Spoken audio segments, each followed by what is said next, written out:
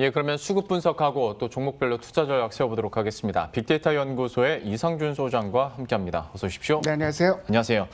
오늘 시장 수급 상황을 보고 있자면 뭐 외국인이 돌아온 건 좋은데 뭐 이건 연속성을 좀 봐야 될 일이고 그렇죠. 오늘 여쭤보고 싶으면 기관인데 특히 연기금 이건 아니, 사정은 알겠는데 이건 개인 투자자 입장에서는 아쉬운 게 전 사실이거든요. 저도 뭐 달갑지 않은 32일 연속 순매도를 기록을 하고 있는데 코스피에서 아침에 오늘 보다 보니까 연기금이 갑자기 코스피에서 주식을 사더라고요. 네. 그래서 답한 건가 이런 생각이 들어서 이런 자료를 한번 준비를 해봤는데 우리나라 기관이라면 대표적으로 이제 그 뭐 여러 기관들이 많은데 뭐 그 대표적으로 금융투자, 투신, 연기금 이렇게 네. 세 기관이 이제 그 주력이라고 볼 수 있는데요. 금융투자는 보통 이제 프로그램 매매 많이 하기 때문에 단기적으로 움직입니다. 그래서 네. 의미를 둘 필요는 없을 것 같고 투신 같은 경우는 돈이 안 들어와요. 요새 주변에 주식형 펀드에 돈 넣었다는 분 보신 적 없죠? 다들 환매만 하죠. 예, 다 직접 투자하죠. 네, 지금 뭐 그 펀드에 돈 못 맡기겠다 이래서 돈이 안 들어오니까 여력이 없어요. 근데 연기금 같은 경우는 주가가 올라가니까 네. 지금 자리를 비워야 되는 상황이 자꾸 발생을 하고 있습니다. 네. 작년 11월 말 기준으로 연기금의 국내 주식 자산 중에서 국내 주식 비중이 19.6%, 20% 가까이 되는데 작년 연말 목표로 17.3%고 올해는 16.8%까지 줄인다고 일단 그게 작년 5월에 세운 계획이에요. 예. 그러니까 주식을 더 안 사고 가만히 있더라도 주가가 올라가 버리니까 이 국내 주식 비중이 높아져 버린 거예요. 그렇죠. 그러니까 이게 참 악순환이 계속되고 있는 건데 모르죠. 뭐 올해 5월 달에는 어떻게 운영 계획이 변경될지 모르겠지만 이런 상황을 살펴보면은 국내 그 기관들이 뭐 연기금이 오후 들어서 다시 순매도로 돌았고요. 지금 이 메이저들 흐름을 살펴보면은 순매수로 돌아서기 상당히 좀 어려워 보입니다. 네. 근데 국내 기관이 어느 정도 주식을 팔았는지 좀 월별로 좀 살펴봤더니 예. 11달째 지금 주식을 팔고 있어요. 2월, 2월. 그러니까 작년 3월에 찔끔 사고 작년 4월부터 매달 주식을 팔고 있습니다. 근데 네. 이런 흐름 구조가 크게 변하긴 어렵다. 이렇게 좀 결론을 내야 될 것 같고요. 두 번째로 한 가지 주목해야 될 부분이 연기금이 정확히 연속으로 매도한 게 크리스마스 이브 때부터 12월 24일부터 팔기 시작했거든요. 네. 근데 12월부터 현재까지 주식을 판 거를 연휴 전까지 한번 집계를 해봤더니 12조 원 정도를 팔았어요. 근데 연기금이라는 주체는 한 가지 뭐 아시는 분은 아시겠지만 연기금만 있는 게 아니에요. 연기금은 국민연금이라든지 사학연금이라든지 그렇죠. 이런 데 들어가 있는데 우정사업본부가 여기 들어가 있습니다. 우정사업본부는 주로 프로그램 매매를 하는데요. 네. 그래서 그 부분을 띄워놓고 생각해야 되는데 그래서 제가 한번 프로그램 매매를 제외하고는 얼마나 팔았을까? 전체적으로는 12월부터 현재까지 12조 원을 팔았는데 그걸 빼니까 4조 원 정도입니다. 네. 그 생각보다는 그렇게 과격하게 팔고 있는 것 같지는 않아요. 우정사업본부가 그러면 그렇게 많이 팔았다고 봐야 프로그램 되는 거예요? 매물이 많이 나왔어요. 아. 특히 1월 달에 시장 급등하니까 거기다 대고 매도 차익 거래 물량이 많이 나왔던 거죠. 예. 그런 상황으로 이해를 하시면 될 것 같습니다. 참 이런 거 보면 그러니까 각자의 사정은 알겠는데 괜히 배신감 느껴지는 거 그런 거 네, 있잖아요. 그렇습니다. 좀 잘해줬으면 좋겠는데 뭐 그렇습니다. 그러면 지금 상황으로 봤을 때 특히 연기금 측에서 뭐 국내 주식 비중을 확 늘리지 않는 이상 기관 매도세는 좀 더 이어질 거라는 분석들이 대부분인데 여기에 따른 시장의 부담감은 어느 정도로 봐야 되겠습니까? 자, 요새 제가 무슨 그 보도를 보면은 연기금 주식 매도에서 코스피가 더 이상 못 올라간다 뭐 이런 얘기 나오고 네. 기관 매도 때문에 시장 못 올라간다 이런 얘기가 나오는데 틀린 얘기예요. 사실은 사는 쪽에 있으면 당연히 파는 쪽도 있잖아요. 네. 그러니까 뭐 개인, 기관, 외국인이 동시에 사는 경우는 없잖아요. 근데 현재 유동성의 핵심은 개인 투자자들 그 네. 유동성이고요. 뭐 아까 이제 그 기관들이 11달째 연속 주식을 팔고 있다고 얘기를 했는데 예. 그러면 코스피는 2천 아래가 있어야죠. 그렇죠? 근데 지금 기관이 계속 주식을 팔고 있음에도 불구하고 유동성에는 흔들림이 없어요. 그러니까 네.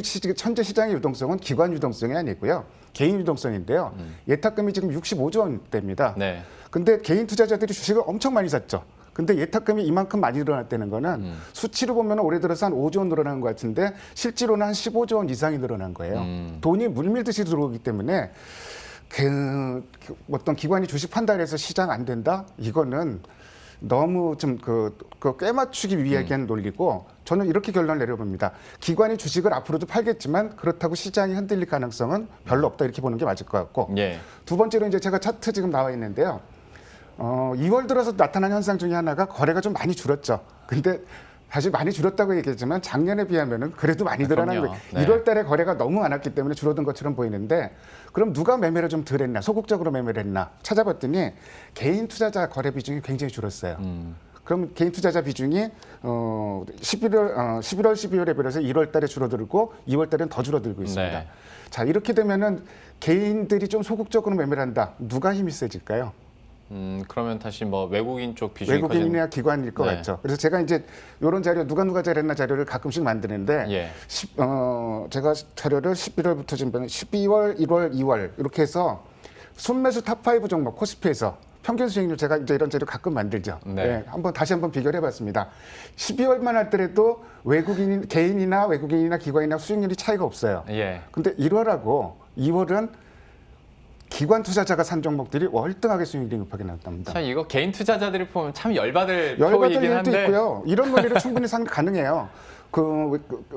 기관 투자자들이 전체적으로 코스피에서 전체적으로 매도를 해요. 네. 근데 모든 종목을 매도하진 않잖아요. 예. 사는 종목은 더 열심히 사는 겁니다. 그렇죠. 그래서 이런 종목들을 오히려 지금 현재 흐름에서는 기관적인 전체적으로 매도를 하고 있지만 기관이 사는 종목들은 주목을 해야 된다.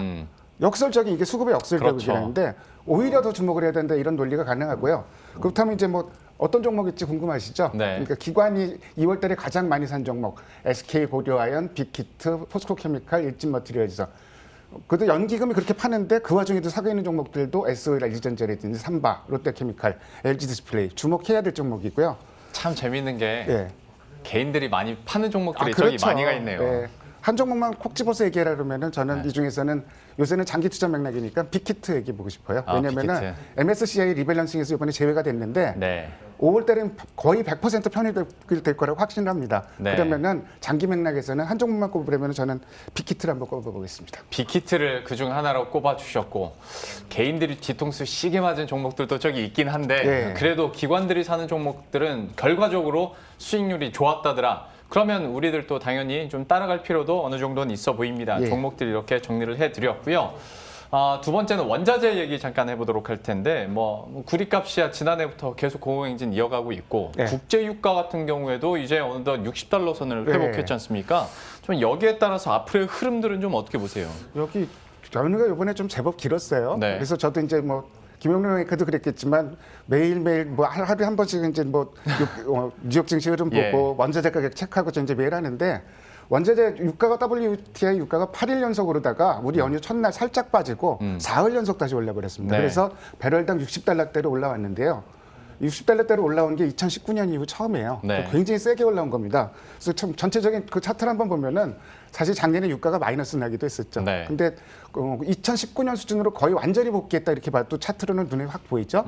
근데 지금 기본적으로 이제 그 백신이 이제 막 놔주기 시작하고 네. 수요가 늘어나기 때문에 유가는 올라갈 수 있다. 거기다가 지금 바이든 정부가 그렇게 사우디의 그 친화적인 정부가 아니기 때문에 네. 지역 간 갈등 문제도 또 얘기가 좀 나옵니다. 요새 예. 단기적으로 좀 유가 올라간 건 그 부분도 있는 것 같은데 이런 부분 생각해 보면은 유가가 앞으로도 더 올라가지 않을까. 근데 단 한 가지 사실 그 주식 전망보다 더 전망하기가 어려운 게 이제 유가 전망이거든요. 그렇죠. 유가 네. 전망은 하는 분들이 다 틀려요. 근데 EIA라는 데서 2월 달에 유가 전망을 내놨는데 예.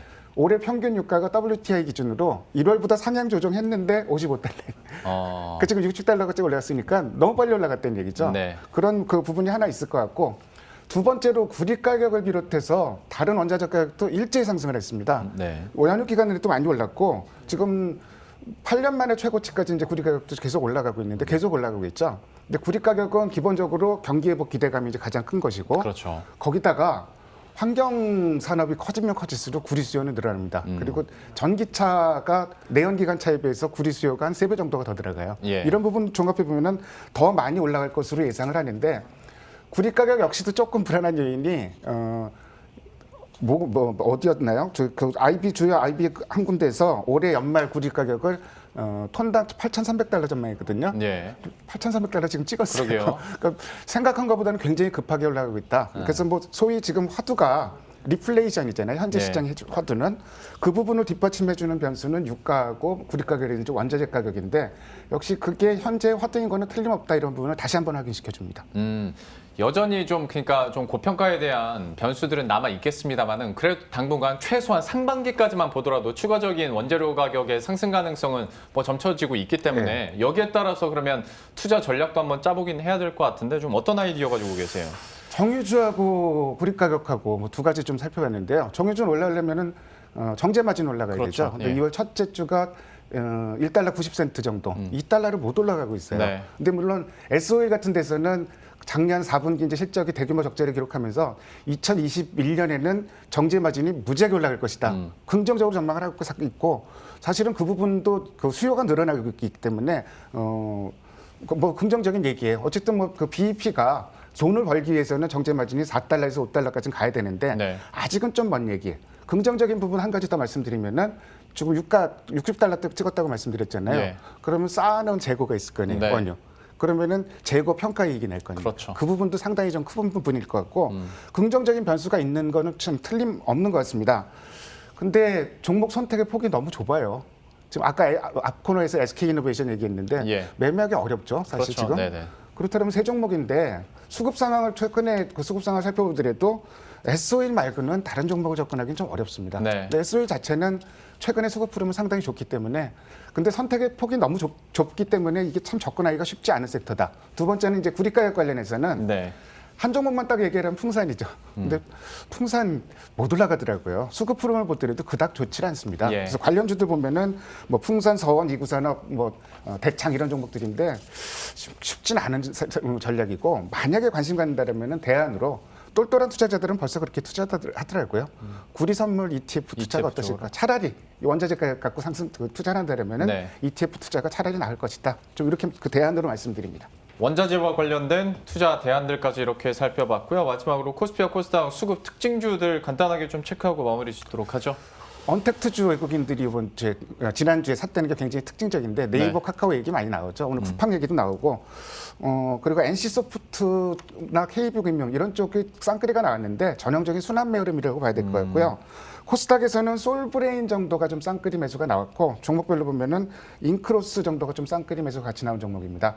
전체적인 전략 말씀드리면은 지금은 바이앤홀드 전략으로 갈 수밖에 없어요. 내 순서는 반드시 옵니다. 다만 이 순환매기 때문에 킴 높이가 분명히 나타날 가능성이 많은데 쫓아다녀서는 좀 수익나기가 좀 어렵죠. 바꾸기만 하고. 다만 아까 말씀드렸듯이 리플레이션, 현재 시장의 핵심이 뭔지 이 부분을 잘 보면서 내 순서를 기다리면서 좀 길게 투자하자. 바이앤 홀드로 가자 이렇게 말씀드립니다. 그러니까 한 박자 늦게 뒤따라가지만 않기를 바랄 뿐입니다. 순환매 장세 속에서 좀 인내심도 길러야 될 것 같고요. 이렇게 수급 상황까지 함께 체크해봤습니다. 전체적으로 좀 골고루 올려주는 장이니까요. 좀 인내심 갖고 기다리시면 순서가 옵니다. 예, 지금까지 빅데이터 연구소의 이상준 소장과 함께했고요. 저희들도 여기서 함께 인사드리도록 하겠습니다. 시청해주신 여러분 고맙습니다.